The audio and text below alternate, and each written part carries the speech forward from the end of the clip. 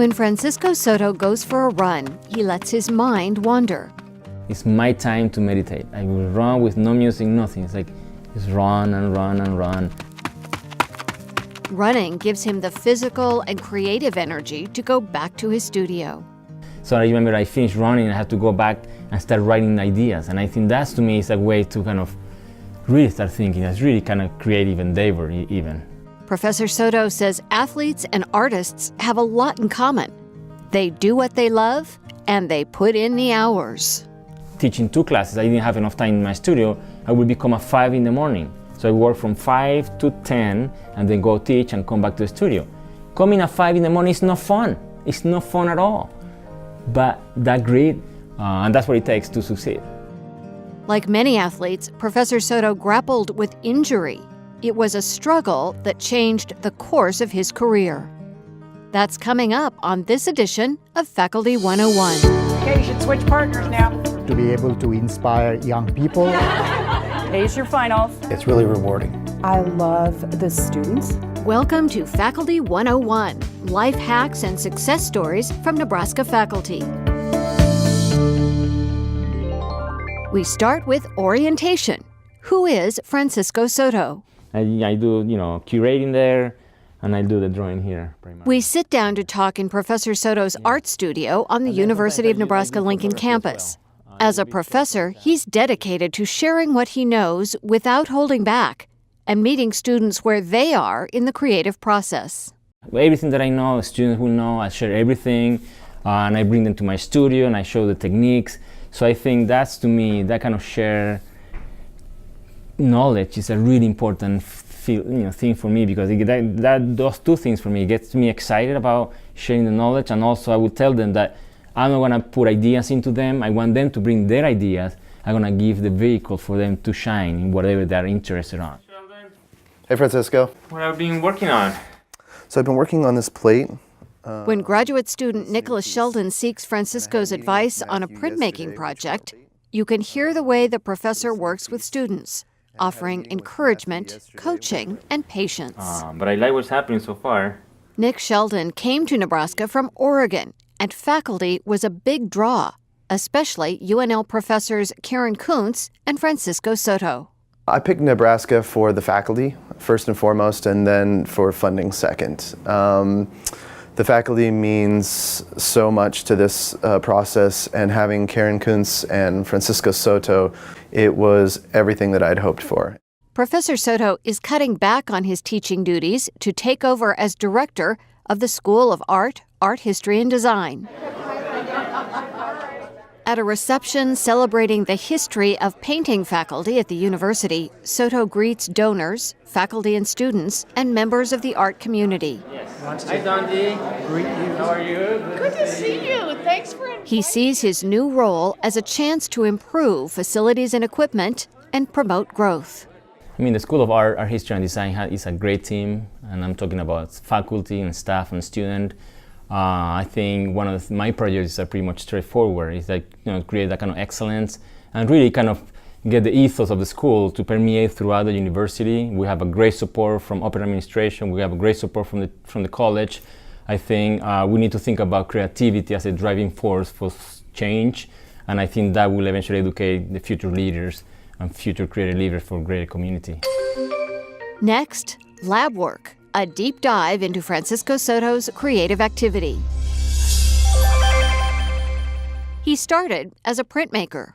Printmaking chose me rather than me choosing printmaking, in the sense that I like the hands-on notion of the process, and since I grew up making things, it became pretty natural to me that this is the process that I want to follow through.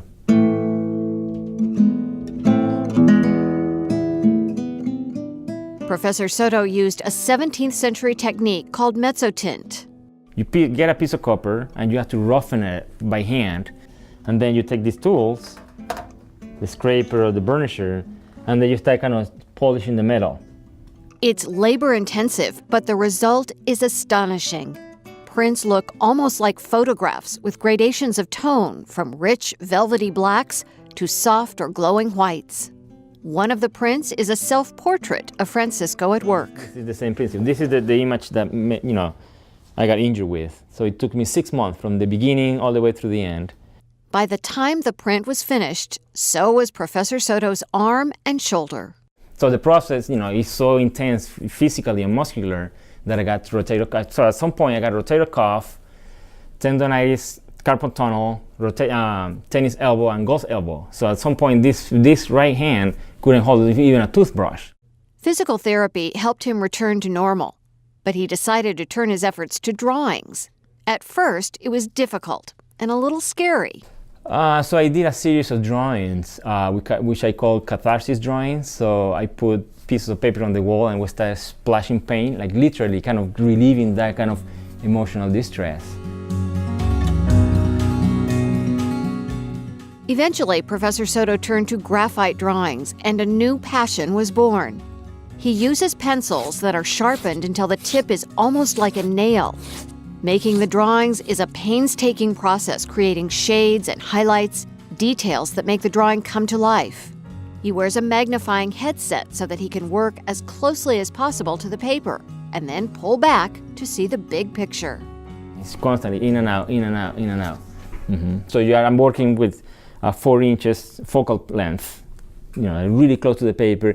If I have to pull out, and then it's all constant adjusting of the length of the focus. His show, Poetics of Recognition, is a love story to the prairies and big skies of the Midwest. A year later, Professor Souto started working on a series of drawings that would become A Memory in Peril, a show dedicated to his home country of Venezuela. I don't live there anymore, but the country that I used to live is in my memory, because the country now is a country that I don't recognize anymore because of social and political, changes and so on. That body of work was really difficult to make because, once again, I was kind of reliving the memories of a beautiful country that no longer exists. And that was particularly hard because the work that I was doing, that I was making, was really hard. People starving, tear gas, protests, but that's not the country that I used to live in. So it was like mixed emotion in a sense. But it was an important work to make, because I think if I don't say those things, I think it was my duty in many sense to kind of present that. Time for office hours. How did Francisco Souto get here? He grew up in the shadow of the Andes Mountains. So my father is a maker. What I mean by that is that he makes cheese and prosciutto, and he has a winery. He says growing up on a farm enhanced his creativity. You have to kind of entertain yourself. I mean, you can build things. I think that way of thinking is really important nowadays more than ever, because nowadays people want to be entertained 24/7. I think that's not the right approach. He married his high school sweetheart, and the couple studied in the United States, landing in Nebraska when Professor Souto was recruited by UNL printmaker Karen Kuntz. They hadn't planned on staying forever, but... Oh, I love Nebraska. I remember when we moved here in Lincoln 14 years ago, my wife and I, we were joking, said, well, we go to Nebraska for a couple of years, maybe we get tenure and then we keep moving on. But then, the longer we stay, the more people that we know, we get to know the community. Now we are part of the community, we have a family, they go to Lincoln Public Schools, we love the school, great serve, so before you know it, the notion of moving became obsolete. So, and we love being part of it. So I think that's what kept us here, and we're here for good.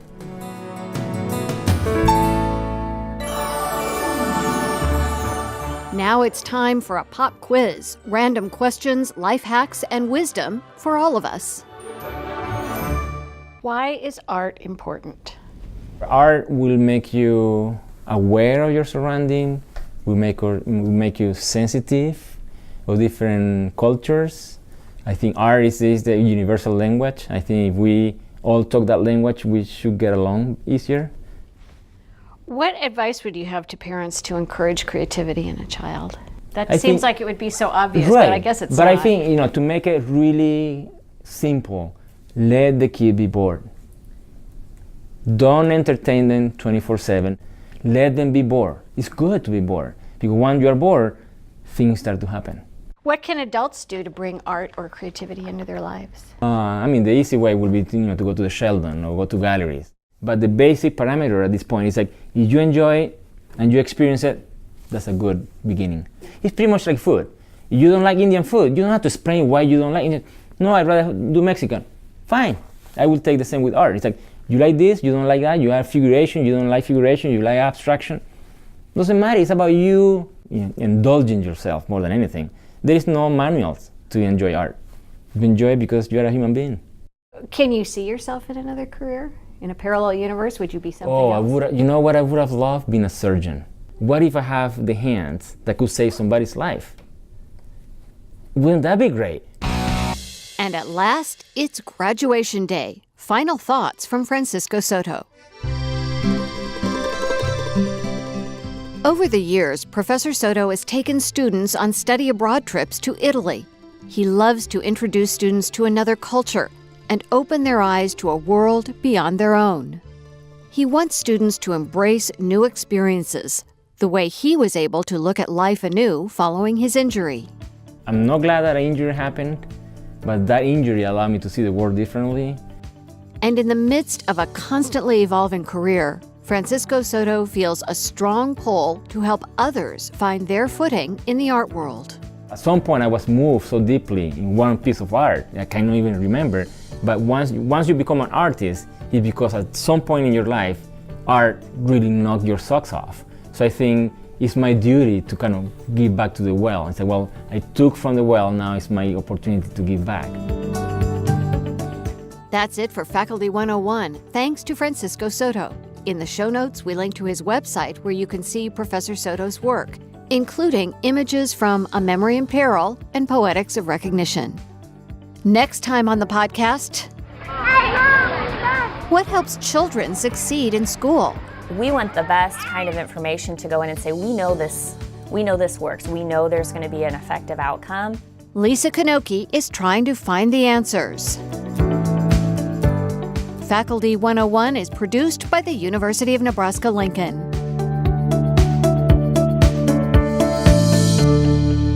You know what makes my life easy when I'm in the studio grinding?